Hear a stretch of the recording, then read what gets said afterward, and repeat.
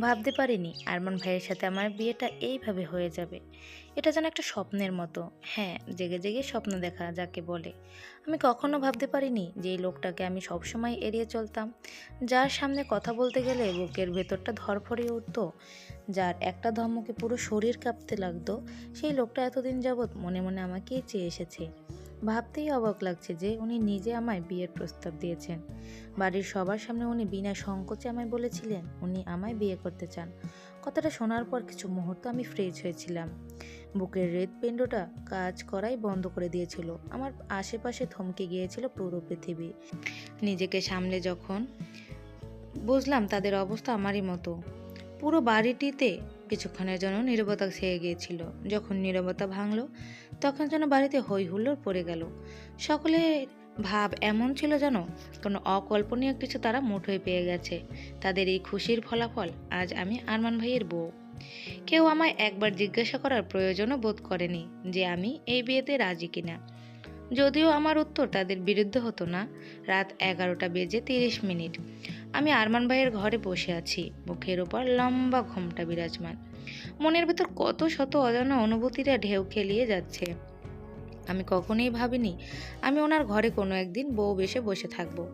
উনি এসে আমার ঘোমটা তুলবেন। ইস, কি লজ্জা! পরিচিত সেই মানুষটাকে একদম নতুন রূপে দেখার জন্য মন আকুলতায় ভরে উঠেছে। তবে এই আকুলতার মাঝেও গরমটা একটু বেশিই লাগছে। মাথার উপর পুরোদমে ফ্যান চলছে, কিন্তু কোনো কাজ হচ্ছে না এতে। আমি মুখের উপর থেকে ঘোমটাটা সরিয়ে নিলাম। প্রচণ্ডভাবে ঘেমে গেছি আমি। নিশ্চয়ই আমার মেকআপটাও নষ্ট হয়ে গেছে। ধুর, এত সুন্দর করে সেজে যদি আরমান ভাই না দেখলো, তাহলে সেজে কি হলো? আমি তাড়াতাড়ি বেড থেকে নেমে গিয়ে দক্ষিণের জানালাটা খুলে দিতেই এক দমকা হাওয়া এসে আমার পুরো শরীর শিহরিত করে দিল। আর ঠিক তখনই দরজা খোলার শব্দে বুকের ভেতরটা ধক করে উঠল। তবে কি আরমান ভাই এসেছেন? বুকের ভেতর সেই অজানা অনুভূতিরা আবার গেঁথে বসলো। এই মুহূর্তে ওনার দিকে তাকানোর সাহস আমার নেই, তাই মাথা নিচু করে ঘুরে দাঁড়ালাম। তারপর ধীরে ধীরে ওনার কাছে গিয়ে ওনাকে সালাম করতে যাব, তখন উনি উঠে বললেন, দাঁড়া, এসব আদিক্ষেতার কোনো প্রয়োজন নেই, যা আগে গিয়ে ফ্রেশ হয়ে আয়। ওনার এই কটাক্ষপূর্ণ কথা শুনে আমার মনের মধ্যে একটু একটু করে জন্ম নেওয়া অনুভূতিগুলো ভেঙে চুরচুর হয়ে গেল, আর তার জায়গায় একরাশ অভিমান জমা হলো। আজ এরকম একটা রাতেও উনি আমার সাথে এইভাবে কথা বলছেন কেন? একটু ভালো করে কথা বললে কি হয়? অভিমানী দৃষ্টিতে মাথা নিচু থাকা অবস্থাতেই ওনার দিকে আর চোখে এক পলক তাকিয়ে একটা ভেঙচি কেটে আলমারির দিকে চলে গেলাম। বিয়ের আগেই আমি ওনার আলমারির অর্ধেক অংশ নিজের অধিকার করে নিয়েছিলাম। কিছুদিন আগেই বড় মা আমার জন্য এতগুলো শাড়ি কিনে এই আলমারিতে রেখে দিয়েছে। আমি এখান থেকেই একটা লাল শাড়ি নিয়ে ওয়াশরুমে চলে গেলাম। ফ্রেশ হয়ে ওয়াশরুম থেকে বেরিয়ে দেখি আরমান ওনার পড়ার টেবিলে বসে বই পড়ছেন। নীল পাঞ্জাবি আর সাদা কুর্তি পরে রয়েছেন, তার মানে উনিও ফ্রেশ হয়েছেন। নিশ্চয়ই আরিফ ভাইয়ার ঘর থেকে ফ্রেশ হয়ে এসেছেন। আমি আর অত শত না ভেবে ওনার সামনে গিয়ে দাঁড়ালাম। মাথা নিচু করে দুই হাতে শাড়ির আঁচল মসরাচ্ছি, কিন্তু এই লোকটা একবারের জন্য আমার দিকে তাকাচ্ছে না। দুই হাত উঁচু করে বই মুখের সামনে ধরে আছেন। এই যে ওনার সামনে সদ্য বিয়ে করা বউ দাঁড়িয়ে আছে, তাতে কি ওনার ভ্রুক্ষেপ আছে ওনার? ধীরে ধীরে আমার রাগ বাড়তে লাগলো। রেগে গিয়ে কিছু বলবো, তখনই উনি বইয়ের দিক থেকে নজর সরিয়ে আমার দিকে তাকালেন। আমি রাগের দৃষ্টিতে ওনার দিকে তাকিয়ে রইলাম, কিন্তু উনি সেই দৃষ্টি উপেক্ষা করে ভুরু কুঁচকে বলে উঠলেন, কি হলো, দাঁড়িয়ে আছিস কেন বস? দুদিন যাবৎ তোর পড়ালেখার অনেক ঘাটতি রয়েছে, আজ সবগুলো ঘাটতি মিটিয়ে দিবি। এই বলেই আবার বইয়ের মুখ গুজলো। আর আমি অবাক চোখে ওনার দিকে তাকালাম। এখন আমি পড়তে বসবো? বাসর রাত নিয়ে দেখা কত কল্পনা জল্পনা এখন এই পড়ালেখার জন্য মাটি চাপা পড়বে। এজন্যই বলি, এই পড়ালেখা আমার শত্রু, জাত শত্রু। কি হলো, দাঁড়িয়ে আছিস কেন, বস। আমি আরমান ভাইয়ের দিকে রাগের দৃষ্টিতে তাকিয়ে ধপাস করে পাশে থাকা চেয়ারটায় বসে পড়লাম। তারপর টেবিলের দিকে তাকাতেই বুঝলাম বিয়ের আগেই আমি শুধু ওনার আলমারিই নই, ওনার টেবিলের অর্ধেকাংশও দখল করে নিয়েছি, যেটা আমি নিজেও জানতাম।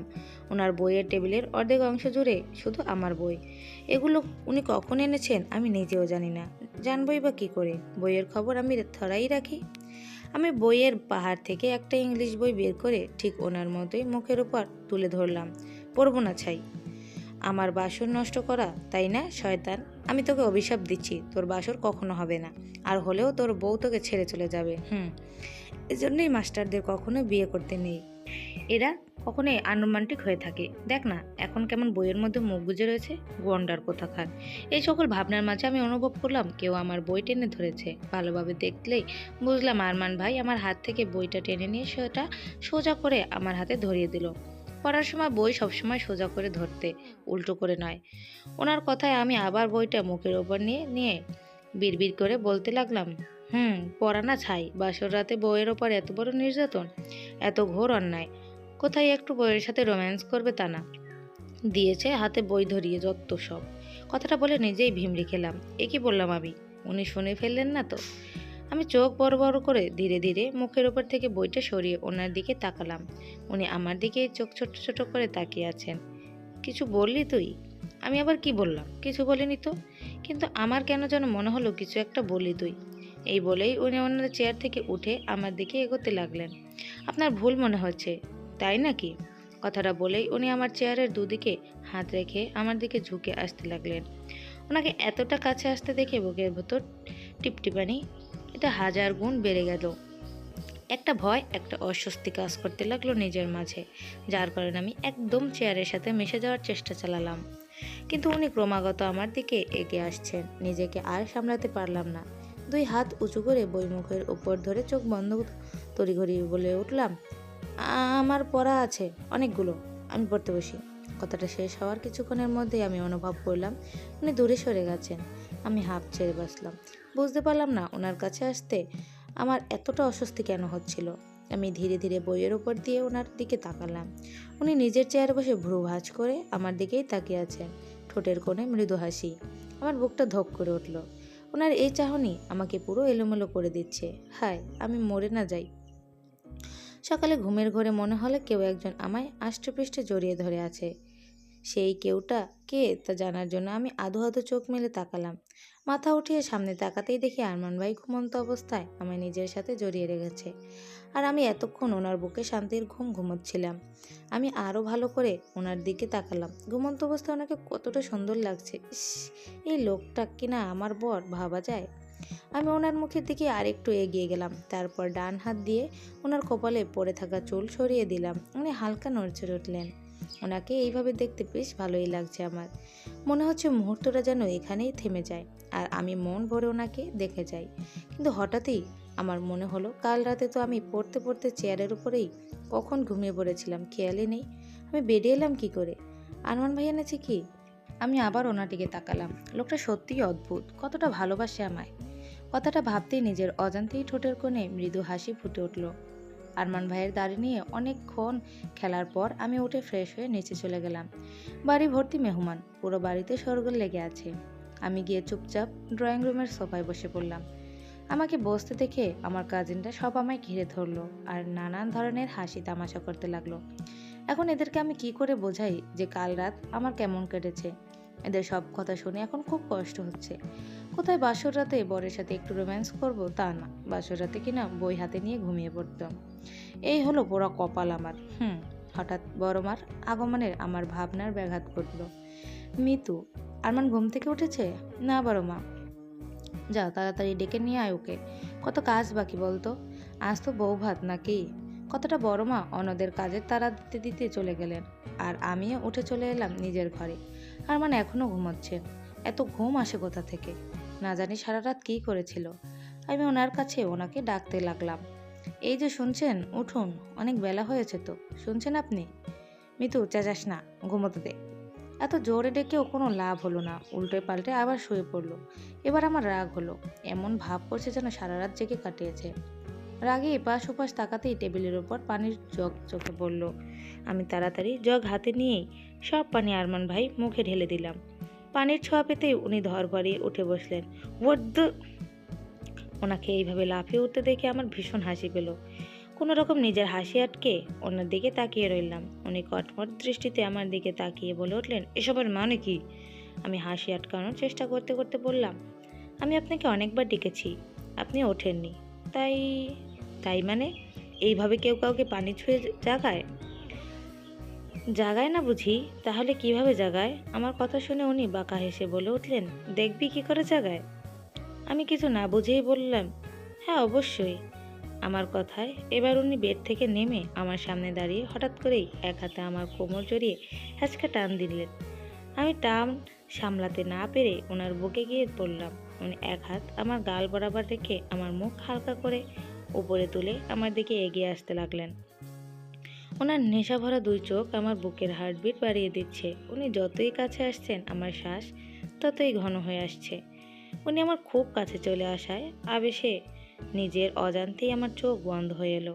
এমন সময় হঠাৎ করে নিচ থেকে মা চেঁচিয়ে উঠল, মিতু তাড়াতাড়ি নিচে আয়, তোর খালা তোকে ডাকছে। মায়ের এমন হঠাৎ ডাকে আমি চমকে ওনার থেকে দূরে সরে এলাম। এতক্ষণ কি হতে যাচ্ছিল তা ভাবতেই লজ্জায় মাটিতে মিশে যাওয়ার ইচ্ছে করছে। আর চোখে ওনার দিকে তাকিয়ে বুঝলাম এমন ঘটনা উনি বেশ বিরক্তি বোধ করছেন। ওনার এমন চেহারা দেখে আমার ভীষণ হাসি পেল।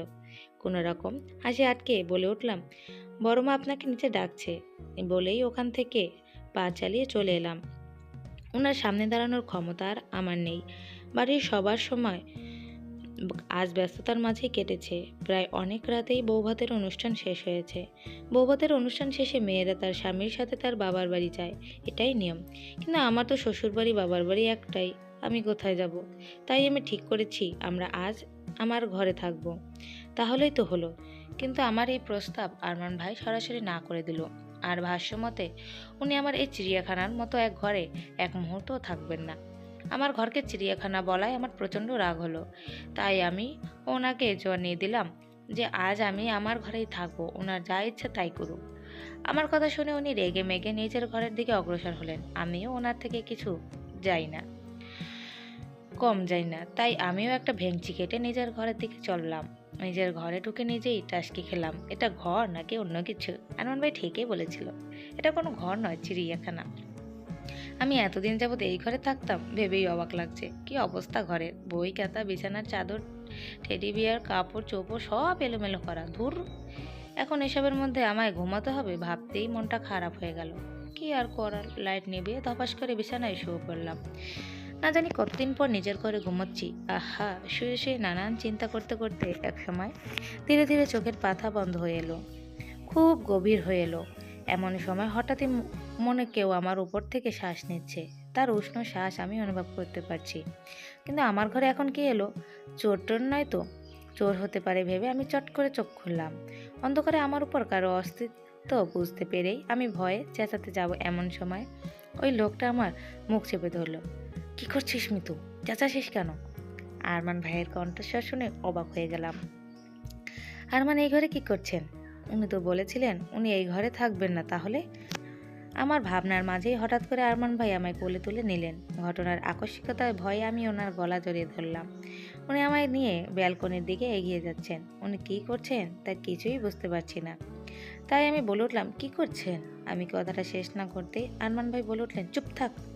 আমি চুপ হয়ে গেলাম আর বোঝার চেষ্টা করলাম উনি কি করতে চাইছেন। আরমান আমায় বেলকনিতে এনে দাঁড় করিয়ে আমায় পেছন থেকে জড়িয়ে ধরে আকাশের দিকে তাকালেন। আমি ওনার দিকে তাকিয়ে রইলাম। কি হয়েছে ওনার? আজ এত অদ্ভুত বিহেভ কেন করছেন? মাথার মধ্যে হাজার প্রশ্ন নিয়ে আমিও আকাশের দিকে তাকালাম। কি সুন্দর জ্যোৎস্না রাত আজ, পূর্ণ চাঁদ উঠেছে। তবে আজ এই পূর্ণ চাঁদের থেকে তার পাশে থাকা মেঘ টুকরোর সৌন্দর্য হাজার গুণ বেশি মনে হচ্ছে, যা ধীরে ধীরে চাঁদের দিকে এগিয়ে যাচ্ছে। চাঁদের আলো তার উপর পড়ায় সৌন্দর্য আরো দ্বিগুণ বেড়ে গেছে। আমার চোখ যেন ওই এক টুকরো মেঘের কাছেই আটকে গেল। হায় কি সুন্দর এই মেঘ টুকরো! আমি যখন পুরোপুরিভাবে ওই মেঘ টুকরো দেখতে মগ্ন তখনই সামনে একটা হাত নজরে পড়ল, যা ধীরে ধীরে ওই মেঘ টুকরোকে নিজের হাতের মুঠোয় নিয়ে নিল। আমার বুক ধক করে উঠল। এর থেকে সুন্দর দৃশ্য বুঝি হতেই পারে না। হাত ধীরে ধীরে আমার কাছে আসতে লাগলো। আমার হৃদস্পন্দন বাড়তে লাগলো। আমি মেঘটাকে ছুঁতে পারবো? চোখে মুখে কৌতূহল নিয়ে আমি আরমান ভাইয়ের দিকে তাকালাম। উনি আমার দিকে তাকিয়ে আছে নেশা ভরা দৃষ্টিতে। আমি তাড়াতাড়ি চোখ সরিয়ে নিলাম। এ কি হচ্ছে আমার? এমন কেন লাগছে? এক অদ্ভুত অনুভূতি যেন আমায় শেষ করে দিচ্ছে। আমি আবার সেই হাতের দিকে তাকালাম। আরমান ভাই তার হাত মুষ্টি খুলল। মুখ খুলতেই আমি যা দেখলাম তাতে আমার মুখের কথা বন্ধ হয়ে গেল। Diamond ring! আমি চোখ বড় বড় করে আরমানের দিকে তাকালাম। আমি ওনার দিকে ঘুরে বলে উঠলাম, এটা তো অনেক দামি, আপনি এত টাকা কোথায় পেলেন? আমার কাছে তোর থেকে দামি আর কিছুই নেই। ওনার কথায় আমার চোখ ছলছল করে উঠল, আর তার সাথে এক মুঠো অভিমানও। আমি মুখ ফুলিয়ে অন্যদিকে তাকিয়ে বলে উঠলাম, তাহলে এটা কাল রাতে দেননি কেন? উনি এবার এক হাতে আমার কোমর জড়িয়ে নিজের সাথে মিশিয়ে নিয়ে বললেন, আমাদের বিয়েটা হঠাৎ করে হয়েছে, তুই এসবের জন্য মোটেও প্রস্তুত ছিলি না।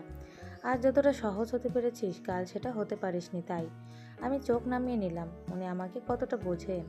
ওনার কাছে আসতেই কাল আমার মনে ভয়ের জন্ম হয়েছিল, সেই ভয়টা আজ আর নেই। উনি আমার এত কাছে আসাতে আজ শুধু ভালো লাগা অনুভব হচ্ছে, শুধুই ভালো লাগা। আমার ভাবনার মাঝেই উনি আমার বাম হাত এক হাতে ধরে রিং ফিঙ্গারের ডায়মন্ড রিংটা পরিয়ে দিয়ে রিংয়ের উপর আলতোভাবে ওনার ঠোঁট ছোঁয়ালেন। ওনার স্পর্শে আমি কেঁপে উঠলাম। আমি কখনো ভাবিনি আমি কোনোদিন ওনাকে এই রূপেও দেখব। উনি ঘোর লাগানো চোখে আমার দিকে তাকিয়ে ওনার এক হাতে আমার কোমর জড়িয়ে অন্য হাতে ধরে আমার দিকে এগিয়ে আসতে লাগলেন।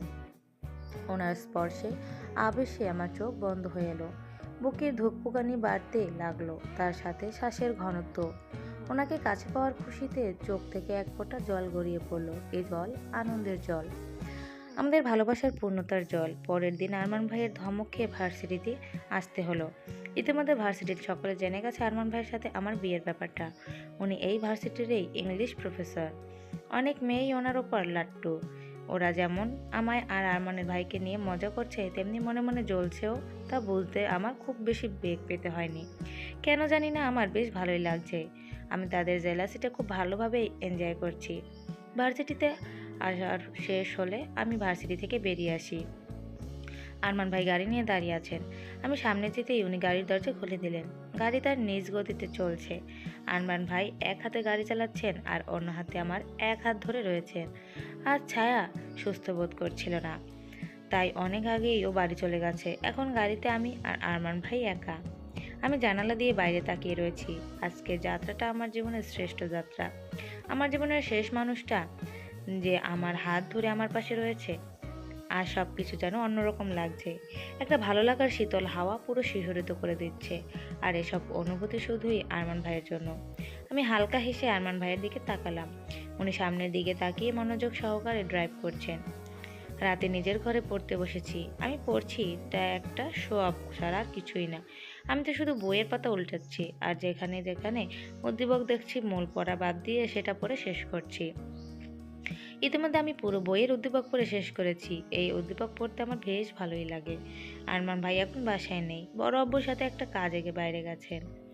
বাড়িতে থাকলে এতক্ষণে না পড়ার জন্য ধমকে ধমকে শেষ করতো। এই পর্যায়ে বেঁচে গেছি বাবা। একটা বড়সড় স্বস্তির নিঃশ্বাস ফেলে বইয়ের পাতা উল্টালাম।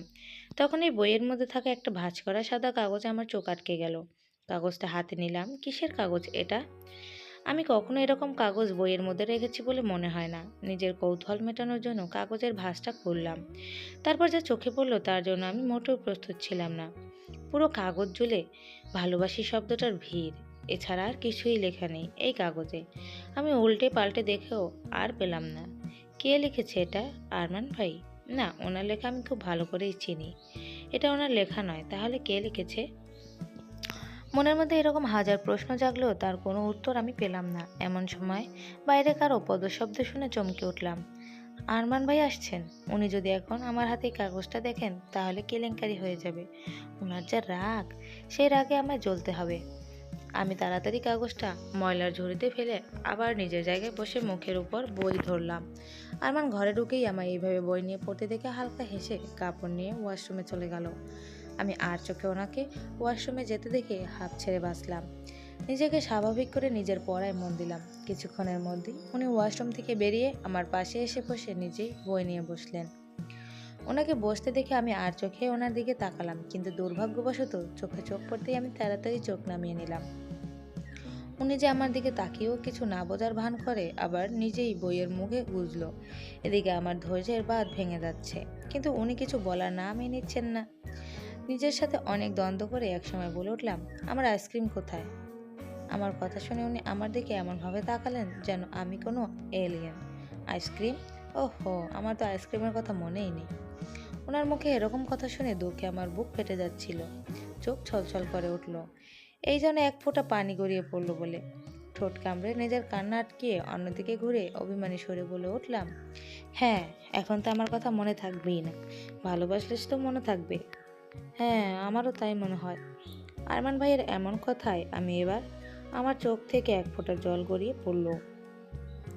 এক হাতে চোখের জল মুছে সামনে তাকাতেই ভ্যানিলা আইসক্রিমের একটা বাটি চোখের সামনে ভেসে উঠল। আইসক্রিম দেখে আমি খুশিতে সেটা নিতে যাব, তখনই আরমান আইসক্রিমটা সরিয়ে নিল। আমি অবাক চোখে ওনার দিকে তাকাতেই উনি বলে উঠলেন, চাই এটা? হুম, তাহলে নিয়ে দেখার। ওনার কথা শেষ না হতেই আমি ওনার হাতে থাকা আইসক্রিমের দিকে হাত বাড়িয়ে দিলাম, কিন্তু কোনো লাভ হলো না। উনি হাত ছড়িয়ে দুপা পিছিয়ে গেলেন। এবার আমি বসা থেকে ওনার কাছে যেতেই উনি দূরে সরে গেলেন। দেখুন, খুব খারাপ হয়ে যাচ্ছে কিন্তু, তাই নাকি? এই বলেই উনি অন্যদিকে ছুটতে লাগলেন। আমি ওনার পিছু পিছু পুরো ঘর ছুটে ওনার ধরা পেলাম না। প্রচণ্ড হাঁপিয়ে যাওয়ার কারণে ঘরের মধ্যে থাকাটি টেবিলের উপর বসে পড়লাম। তারপর হঠাৎই মনে হলো আমি বাচ্চাদের মতো ওনার পিছু পিছু কেন ছুটছি। কাল ভার্সিটি যাওয়ার পথেও আমি আইসক্রিম কিনে খেতে পারি, তবে ওনারা না, আইসক্রিমের ব্যাপারটাই আলাদা। মুখ ফুলিয়ে অন্যদিকে তাকিয়ে আছি, এমন সময় আমার সামনে এক চামচে আইসক্রিম দেখে অবাক চোখে আরমান ভাইয়ের দিকে তাকালাম। উনি আমার পাশে বসে ভ্রু ভাঁজ করে মৃদু হেসে আমার দিকে তাকিয়ে আছে। ওনার এই ভাঁজ করা চোখের চাহনি আমার খুন করে। নিমেষেই সমস্ত রাগ, সমস্ত অভিমান ধুয়ে ফেলে। কি হলো? এইভাবে কি দেখছিস? তাড়াতাড়ি খা, নয়তো আইসক্রিম গলে যাবে। পরে যেন আবার আমার দোষ দিস না। ওনার কথায় আমি হালকা হেসে আইসক্রিম মুখে নিলাম। দিনগুলো এভাবেই কাটছিল। এই কয়দিনে আরমান ভাইয়ের ভালোবাসাটা আরও গভীরভাবে ধরা দিতে লাগলো আমার কাছে। কিন্তু আমার মন আছে অন্যদিকে। এই কয়েকদিন আমি প্রতিদিনই ভালোবাসি লেখায় ভরপুর একটা কাগজ পেয়েছি। কাগজে ভালোবাসি ছাড়া আর কিছুই লেখা থাকে না। প্রথমে ভেবেছিলাম কেউ আমার সাথে মজা করছে, কিন্তু না, আমার বন্ধু বান্ধব না, আমার চেনা পরিচিত অনেকেরই হাতের লেখার সাথেই আমি এই কাগজে লেখা মিল খোঁজার চেষ্টা করছি। কোনো লাভ হয়নি। কারো হাতের লেখাই মিলছে না এই লেখার সাথে। প্রথমে অনেক বিরক্ত বোধ করলেও এখন ওই ব্যক্তির প্রতি আমার কৌতূহল বাড়তে লাগলো, যে আমায় এত অদ্ভুত ধরনের চিঠি প্রতিদিন লিখছে। এখন যেন এই চিঠির অভ্যেস হয়ে গেছে আমার। কোনো একদিন যদি চিঠি না পাই তাহলে মন কেমন যেন অস্থির হয়ে ওঠে। অস্থিরতার সাথে প্রত্যেকটা বইয়ে চিঠি খোঁজা শুরু করি। আর যখন চিঠিটা পাই তখন যেন আমার দেহে প্রাণ ফিরে আসে। নিজের অজান্তেই এক অন্যরকম অনুভূতিতে ঘিরে ফেলেছে এই চিঠি আমায়। এই চিঠি সম্পর্কে এখন পর্যন্ত আরমান ভাইকে জানানোর সাহস হয়ে ওঠেনি। সবসময় বিষয়টাকে এড়িয়ে যেতে চাইলেও মনে মনে আমি সেই অচেনা লোকটাকে খুঁজতে লাগলাম। জানি না কোনো দিন সফল হব কিনা। আজ ভার্সিটির দ্বিতীয় পিরিয়ডের ক্লাস শেষ হতেই আমি আমার ব্যাগ একটা বেঞ্চের উপর রেখে ওয়াশরুমে গেলাম। চোখে মুখে হালকা পানির ঝাপটা দিয়ে বের হতেই দেখি আমার সামনে সোহান ভাই দাঁড়িয়ে আছে। আমায় দেখেই সোহান ভাই থতমত গেলেন। সোহান ভাই এবার লাস্ট ইয়ারের স্টুডেন্ট, আমার সিনিয়র। শুনেছি উনি ছাত্রলীগেরও সদস্য। রাজনীতি আমার মোটেও পছন্দ নয়, যার কারণে ওনার সাথে আমার ততটা কথাবার্তা হতো না। এমনকি যথাসম্ভব আমি সিনিয়রদের এড়িয়ে চলতাম। কিন্তু হঠাৎ করেই এভাবে সোহান ভাইকে সামনে দেখার জন্য আমি মোটেও প্রস্তুত ছিলাম না। ওনার হাত আমার একটা বই, যেটা উনি ব্যাগের ভেতর রাখতে চাচ্ছিলেন, যেটা দেখা আমার বুঝতে বাকি রইল না যে এতদিন ওই অদ্ভুত চিঠি আমায় কে দিত। ভার্সিটির পেছনে একটা পুকুরের ধারে বসে আছি। আমার পাশেই সোহান ভাই বসে আছে। দুজনের দৃষ্টি পুকুরে টলমল করা পানির দিকে। দুজনের মধ্যেই এক নীরবতা কাজ করছে। সেই নীরবতা ভেঙে আমি বলে উঠলাম, আপনি নিশ্চয়ই জানেন আমি বিবাহিতা। সোহান ভাই দৃষ্টি স্থির রেখেই ছোট করে বলে উঠলেন, তারপর এরকম চিঠি দেওয়ার মানে কি? একটা বিবাহিতা মেয়েকে এই ধরনের চিঠি দেওয়া কি অপরাধ নয়? অপরাধ। তোমার প্রতি আমার অনুভূতিটাও এক প্রকার অপরাধ, আর সেই অপরাধ থেকে স্বীকৃতি দেওয়ারও এক প্রকারের অপরাধ। আর আমি সেই অপরাধটাই দিনের পর দিন করে গিয়েছি। আসলে ভালোবাসা তো আর অপরাধ শব্দটার মানে বোঝে না, তাই না? ওনার এমন কথা শুনে আমি ওনার দিকে ফেলিয়ে দৃষ্টিতে তাকালাম। মানেটা খুব কঠিন মিতু, খুব কঠিন অপরাধ যে করে ফেলেছি আমি। ভার্সিটিতে যেদিন প্রথমবার তোমায় দেখেছিলাম সেদিনই তোমায় ভালোবেসে ফেলেছিলাম। বলতে পারো লাভ অ্যাট ফার্স্ট সাইট। সেদিনও অপরাধ করেছিলাম আমি। সেদিনের পর থেকে তোমায় লুকিয়ে লুকিয়ে দেখাটাও এক ধরনের অপরাধ ছিল। আমি যতবার তোমায় দেখতাম ততবার তোমার প্রতি আমার অনুভূতিটা আরও দৃঢ় হতো। আমি চাইতাম তোমায় আমার মনের কথাটা জানাতে। আমি চাইতাম তোমায় জানাতে আসলেই আমি তোমায় কতটা ভালোবাসি। কিন্তু ভয় হতো যদি ফিরিয়ে দাও। তোমার ফিরিয়ে দেওয়াটা যে আমি সইতে পারতাম না, তাই তো তোমায় কখনো বলতে পারিনি। আর সেই বলতে না পারাটাই আমার জীবনের সবচেয়ে বড় ভুল ছিল। একদিন হঠাৎই জানতে পারি তোমার আর আরমান স্যারের বিয়ে হয়ে গেছে। তুমি বিশ্বাস করো মিতু, সেদিন মনে বয়েছিল আমার খুব বুক থেকে কেউ হৃৎপিণ্ডটা ছিঁড়ে নিয়ে গেছে। তোমাকে হারানোর কষ্ট, নিজের অনুভূতির কথা তোমায় না বলতে পারার কষ্টটা আমায় তিলে তিলে মারছিল। সব কিছু কেমন যেন অসহ্য অসহ্য লাগতো আমার কাছে। আমার অনুভূতিগুলো বাঁচতে দিচ্ছিল। তাই সিদ্ধান্ত নিয়েছিলাম, তুমি আমার হওনি তো কী হয়েছে, তোমাকে নিজের ভালোবাসার কথা তো জানাতেই পারি। যদি মন একটু হালকা, যদি এই কষ্ট থেকে আমি একটু রেহাই পাই। তাই নিজেকে তোমার আড়াল করে প্রতিদিন তোমায় একটা চিঠি লিখতাম, যার প্রত্যেকটা শব্দ আমার অনুভূতি দ্বারা গঠিত। তবে এই শব্দগুলোই দাম হয়তো তোমার কাছে নেই, তাই না?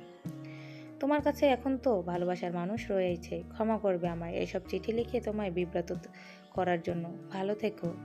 এই বলেই ওনার উঠে চলে গেলেন। একটা বারও আমার দিকে ফিরে তাকালেন না।